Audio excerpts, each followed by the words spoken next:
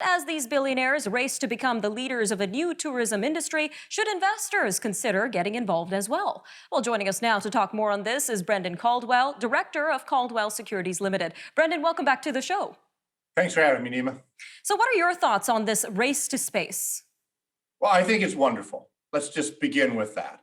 My wife, and she'll kill me if she ever hears this, my wife was born the day they took off for the moon landing, July 16th, 1969. Wow. And, we haven't been back since 1972 to the moon. That's when it was all about the space race and the Cold War. And yet, we got to space, we got to the moon, and it was reasonable to think that by 2001 we'd be orbiting Jupiter. And as a species, we went and looked at space and went, yeah, we're not that interested.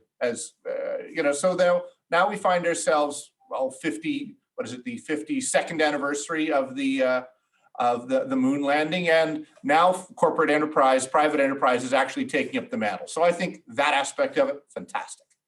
But when it comes to CEOs that go to space or buy hockey teams or basketball teams for whom their core business is no longer their core interest, how does that impact their overall companies? Well, I think it's important that they separate the two. So Bezos not divested himself, but got himself out of the CEO role and turned it over to somebody else. Now, he did it not long before going to space. I think if you're going to have a big change, it remains to be seen how the company is going to be run under new leadership. So Bill Gates turned it over to Steve Ballmer. Steve Ballmer bought the LA Clippers. Then he's got off the job of being the CEO, and Bill Gates now is not even on the board of Microsoft. So the transition from founder manager to professional manager, that's a tricky thing, even independent of professional teams or space races. So what does this mean for Amazon now that Jeff Bezos is no longer the CEO, or Richard Branson when it comes to Virgin? Well, the tricky thing about going into space is not getting up there, it's coming back down again, at least most of the time. I think what it'll mean is that there will be hopefully a smooth transition, hopefully a natural transition from founder management to professional management. These companies get so big.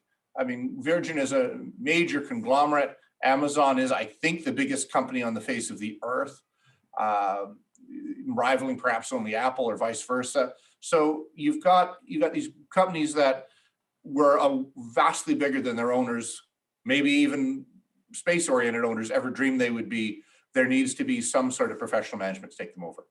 Now, going back to the financial crisis, there was a lot of talk about companies being too big to fail, but now we're seeing companies that are too big to manage, as you mentioned. So how will this affect investing?